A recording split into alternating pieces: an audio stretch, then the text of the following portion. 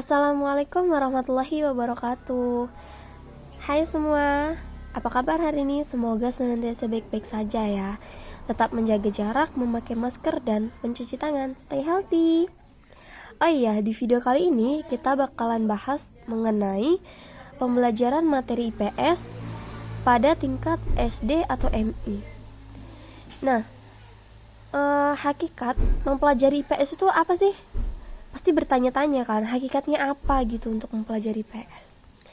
Baiklah, di sini mempelajari IPS pada hakikatnya adalah menelaah interaksi antara individu dan masyarakat dengan lingkungan fisik dan sosial budaya. Materi IPS digali dari segala aspek kehidupan praktis sehari-hari di masyarakat.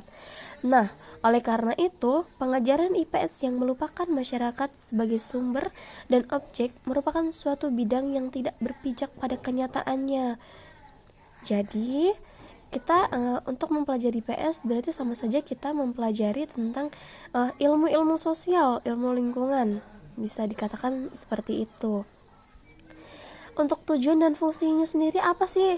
Nah, pasti bertanya-tanya kan, tujuannya kita pelajari IPS ini apa? Fungsinya untuk apa? Nah, mempelajari ilmu IPS ini ada tujuan utamanya. Tujuan utamanya adalah untuk mengembangkan potensi peserta didik agar peka terhadap masalah sosial yang terjadi di masyarakat, terampil mengatasi setiap masalah yang terjadi sehari-hari, baik yang menimpa dirinya sendiri maupun yang menimpa masyarakat. Kemudian apa sih fungsinya kita mempelajari IPS? Fungsi kita mempelajari IPS pada tingkatan SD atau MI adalah agar anak-anak memiliki hal-hal sebagai berikut nih. Coba diperhatikan. Yang pertama, agar peserta didik dapat lebih peka dan tanggap terhadap berbagai masalah sosial secara rasional dan bertanggung jawab.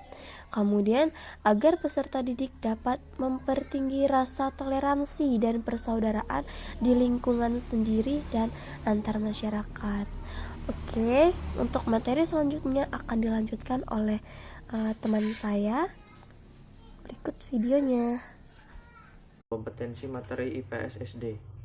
Kompetensi dasar SD atau MI untuk setiap mata pelajaran mencakup mata pelajaran meliputi pendidikan agama dan budi pekerti, pendidikan Pancasila dan kewarganegaraan, bahasa Indonesia, matematika, ilmu pengetahuan alam, ilmu pengetahuan sosial, seni budaya dan prakarya, pendidikan jasmani, olahraga, dan kesehatan. Kompetensi dasar mata pelajaran IPS kelas 1, 2, dan 3 diintegrasikan ke dalam butuh pelajaran lain untuk memudahkan pengorganisasian. Sedangkan untuk kelas 4, 5, 6, kompetensi dasar mata pelajaran ilmu pengetahuan sosial berdiri sendiri. Namun pembelajarannya tetap menggunakan tematik terpadu, yaitu kompetensi dasar mata pelajaran IPS diintegrasikan ke dalam berbagai tema. Analisis materi pembelajaran IPS MI SD. 1. Struktur materi IPS dalam kurikulum KBK. Kurikulum berbasis kompetensi atau KBK berorientasi bahwa siswa bukan hanya memahami materi pelajaran untuk mengembangkan perilaku yang ditampilkan dalam dunia nyata. Menurut Gordon, terdapat 6 aspek yang terkandung dalam kompetensi, yaitu 1. Pengetahuan. Pengetahuan untuk melakukan proses berpikir. 2. Pemahaman. Kedalaman kognitif dan afektif yang dimiliki individu. 3. Keterampilan. Sesuatu yang dimiliki individu untuk melakukan tugas yang dibebankan. 4. Nilai. Dasar standar perilaku yang telah diyakini sehingga akan mewarnai dalam segala tindakan. 5. Sikap. Perasaan atau reaksi terhadap suatu rangsangan yang datang dari luar, perasaan senang, tidak senang terhadap suatu masalah. 6. Minat. Kecenderungan seseorang untuk melakukan suatu tindakan atau perbuatan untuk mempelajari materi pelajaran.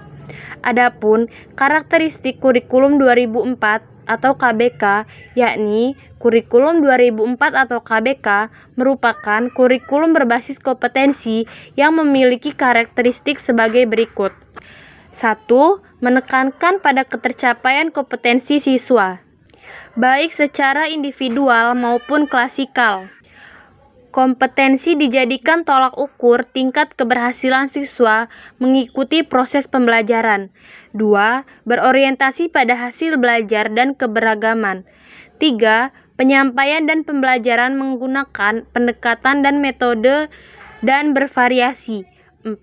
Sumber belajar bukan hanya guru-guru, tetapi juga sumber belajar lainnya yang memenuhi unsur edukatif. 5. Penilaian menekankan pada proses dan hasil dalam upaya pencapaian kompetensi. 2. Struktur materi IPS dalam kurikulum KTSP. KTSP yakni model umum yang berisi kerangka acuan, model kurikulum yang lengkap langsung diaplikasikan ke dalam suatu pendidikan. Kurikulum ini memuat berupa standar isi dari standar kompetensi. Standar isi adalah ruang lingkup materi dan tingkat kompetensi yang dituangkan dalam kriteria tentang tamatan, kompetensi bahan kajian, kompetensi mata pelajaran, dan silabus pembelajaran yang harus dipenuhi oleh peserta didik pada jenjang dan jenis pendidikan tertentu. 1. Ruang lingkup. Kompetensi mata pelajaran, kriteria lulusan, dan silabus pembelajaran. Lingkup materi KTSP menekankan pada moral, kebudayaan, Indonesia, dan masyarakat. Ruang lingkup pada pelajaran IPS adalah sistem sosial dan budaya, manusia, tempat dan lingkungan, perilaku ekonomi, dan kesejahteraan. Kedua, karakteristik KTSP. A. Menekankan pada ketercapaian kompetensi siswa, baik individu atau klosikal. B. Berorientasi pada hasil belajar dan keberagaman.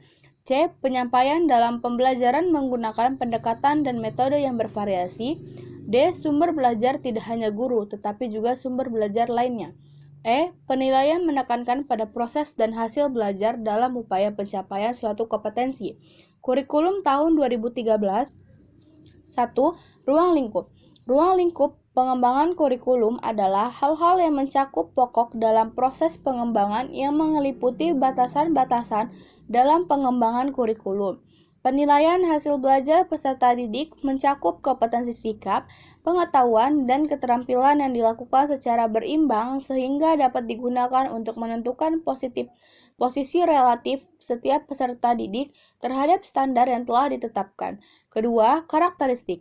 Setiap kurikulum tentunya memiliki karakteristik yang hendak ditampilkan agar dapat membedakannya dengan kurikulum yang ada sebelumnya. Kurikulum 2013 dirancang dengan karakteristik sebagai berikut. A. Mengembangkan keseimbangan antara pengembangan sikap spiritual dan sosial, rasa ingin tahu, kerjasama dengan kemampuan intelektual dan psikomotorik. B. Memberikan waktu yang leluasa untuk mengembangkan berbagai sikap dan pengetahuan. C. Mengembangkan sikap, pengetahuan, dan keterampilan serta menerapkan dalam berbagai situasi di sekolah.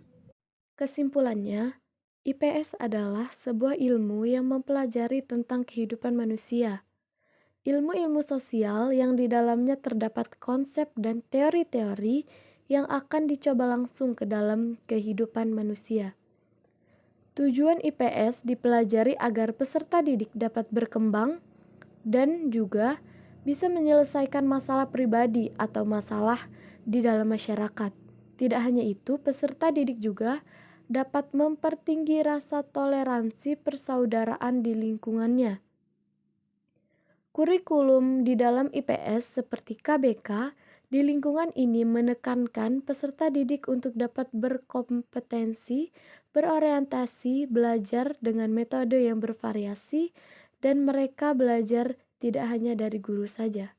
Sedangkan di KTSP, yaitu suatu model berisi kerangka acuan model dari kurikulum lengkap yang akan langsung diterapkan dalam suatu pendidikan. Sekarang, kurikulum 2013 ini lebih menuju untuk keaktifan peserta didik itu sendiri dan penilaiannya diambil dari sikap, pengetahuan, dan juga keterampilan. Terima kasih.